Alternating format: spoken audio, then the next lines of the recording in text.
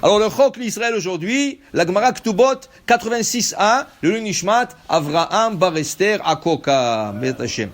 Amar Amemar, Mishme de Rav Chama, Ayman Diika Ale Ktuvat Isha, ou Baal Chov, Vit le Ar'a, Vit le Zuzé, le Baal Chov Mesalkinan Bezuzé, le Isha Mesalkinan la Be'ar'a, Hay Kedine, Ve'hay Kedine. Dit Amemar au nom de Rav Chama, quelqu'un qui a un créancier, il doit à quelqu'un $100,000. Il a un terrain qui vaut $100,000. À qui il donne quoi? Alors maintenant, il veut, Chas Veshalom, se divorcer, le pauvre. Alors sa femme lui dit, tu me dois $100,000. Dans la Ketouba, c'est écrit $100,000. Son créancier lui dit, tu me dois $100,000. Pas de problème, il a $200,000. Mais à qui il donne quoi? Dit la Gemara, à la femme, il donne le terrain, au créancier, il donne l'argent. Pourquoi? Le créancier, qu'est-ce qu'il t'a donné? Est-ce qu'il t'a donné un terrain ou il t'a donné de l'argent? Il t'a donné de l'argent, il t'a prêté de l'argent. Rends-lui son argent.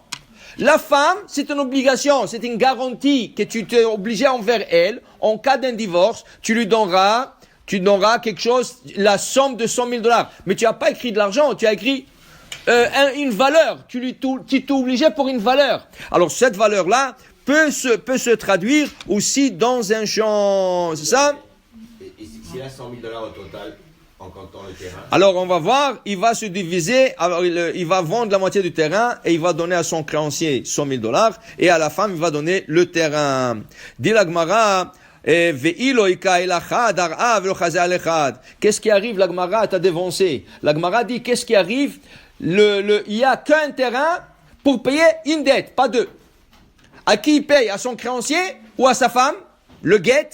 Alors la Ketouba dit la Gemara, le Baal Chov ya'avinan, la Isha lo ya'avinan la. Ouais, si les femmes vont lire cette Gemara, ils vont dire c'est grave. La Gemara dit, tu prends le terrain, tu le vends à $100,000, tu le donnes au créancier seulement.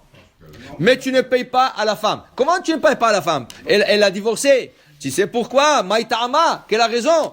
Yoter ma sha'ish rotse lisa, Isha rotsa linase. Sache une chose. Qui c'est qui veut se marier plus? Un homme ou une femme? Un homme, il veut se marier, mais il peut rester aussi seul pour longtemps. Une femme, elle veut plus se marier. Pourquoi? Une femme ne veut pas rester seule. La nuit, ça fait peur. Sortir, ça fait peur. Tu comprends? La femme a besoin d'un compagnon, de quelqu'un qui accompagne. Alors elle voulait se marier plus que l'homme. Ça veut dire que quand elle s'est mariée, oui, c'est obligé à lui donner $100,000, mais elle a pris le risque. En cas où qu'il ne pourra pas payer, elle ne lui réclamera pas. Il lui doit toujours cet argent.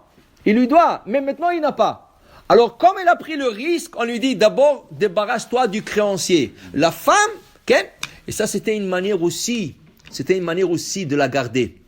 Parce que la Gemara nous explique que les femmes, quand tu lui donnes trop dans la Ketouba, elles ont déjà, tu sais, de toute façon, si elle divorce, elle a quoi s'arranger, elle a encore sa maison, elle a encore $100,000 en compte en banque, elle peut se débrouiller. Mais si elle sait qu'elle sortira sans rien, elle va penser 2 fois avant de quitter la maison. Tu comprends? Il y a 2 choses. La femme, c'est l'argent. L'homme, c'est les enfants. Le Midrash nous enseigne que Yaakov Avinu, depuis le départ, il voulait divorcer sa femme Léa. Pourquoi? Parce qu'on l'a triché. Lui, il s'est marié avec Rachel, et le beau-père, qu'est-ce qu'il a fait? Il a dit à Rachel, enlève-toi. Il a pris l'autre sœur, il lui a fait marier avec une femme qu'il voulait pas.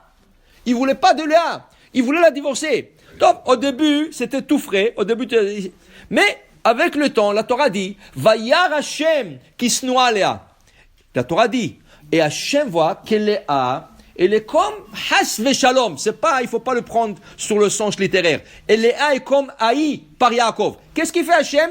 Tout de suite, elle est tombée enceinte. 1 semaine, 2 semaines plus tard, elle est tombée enceinte. Alors, Yaakov, le Midrash, il dit, non, attends une seconde. La femme est enceinte là, je peux pas la divorcer. Comment elle va être enceinte? Tu sais, un peu de responsabilité. Alors imagine-toi quelqu'un qui a des enfants, 2, 3, c'est une responsabilité. Alors l'homme doit prendre en considération les enfants. Tu comprends? Tu as des enfants, Tu divorces pas, ils ont besoin de leur père, ils ont besoin de la mère. Il y a des occasions joyeuses qui arrivent. Il y a une bar mitzvah, il y a un brit mila, il y a un mariage. Tu comprends? Il y a tout ça qui rentre en compte. Tu n'es pas content? Tu n'es pas content? Va étudier la Torah. Ah ben, je l'ai vu, moi. Va étudier la Torah, va faire quelque chose d'autre, c'est ça? Pour te dire, ça c'est le compte du mari. Le compte du mari, c'est les enfants. Le compte de la femme, c'est l'argent. Mais, elle a pris ça en considération déjà, en cas où que le mari ne pourra pas lui payer, okay? Alors elle lui réclamera pas, ça va être une dette. Il lui donne. De toute façon, aujourd'hui, ça marche pas comme ça. Aujourd'hui, c'est par la loi civile, 50%, mais ne donne pas trop des idées. Ça veut dire que le jeune là, il y a des jeunes qui écrivent dans la Ketouba, ils veulent impressionner la fille. Et la fille aussi, elle veut dire, ah, tu m'aimes pas, tu me mets $52 000, non, mets-moi $1 million. Tu lui mets ça, tu lui donnes des idées.